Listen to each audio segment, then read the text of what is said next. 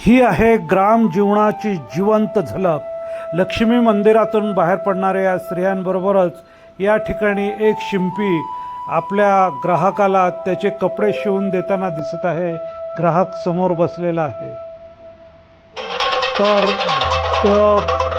तुणतुणे आणि संबळावरती तसंच टाळावरती या ठिकाणी गोंधळ मांडलेला आहे गोंधळांनी, आणि बाजूला गोंधळाचा चौक देखील या ठिकाणी आपल्याला मांडलेला दिसतो.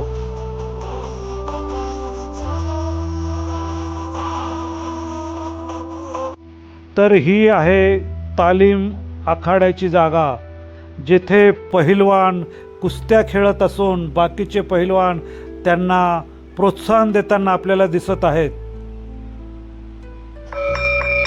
तर या ठिकाणी पाटलाची चावडी भरलेली आहे. पाटील निवाडा करत आहेत.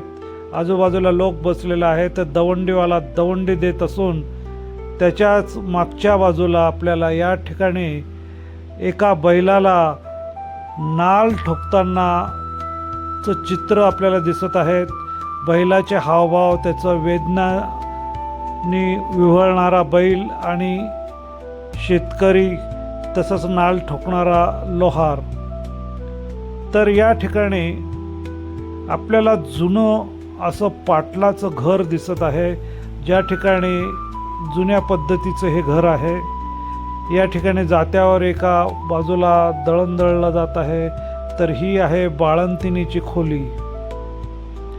पूर्वी अनेक वेगवेगळ्या खोल्या घराला असत. या ठिकाणी लहान मुलाला गरम पाण्याने, कडक पाण्याने या ठिकाणी आंघोळ घातली जात आहे. तर हे आहे स्वयंपाकघर. त्या ठिकाणी स्वयंपाक करत आहे.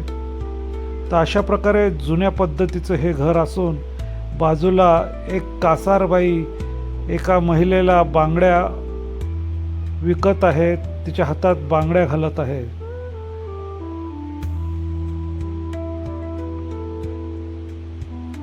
या ठिकाणी दुर्बीणवाला मुलांना दुर्बिणीतून सिनेमा दाखवत आहे. तर बाजूला बाजारकट्टा भरलेला दिसत असून बाया भाजीपाला विकत घेताना दिसत आहे.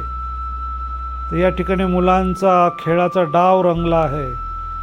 आणि ही आहे पंतोजींची शंकराच्या मंदिरात उघडलेली शाळा.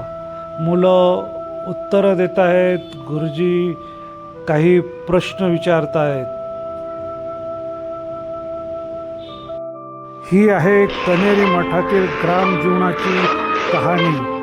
तुम्हाला कशी वाटली कमेंट्समध्ये लिहा.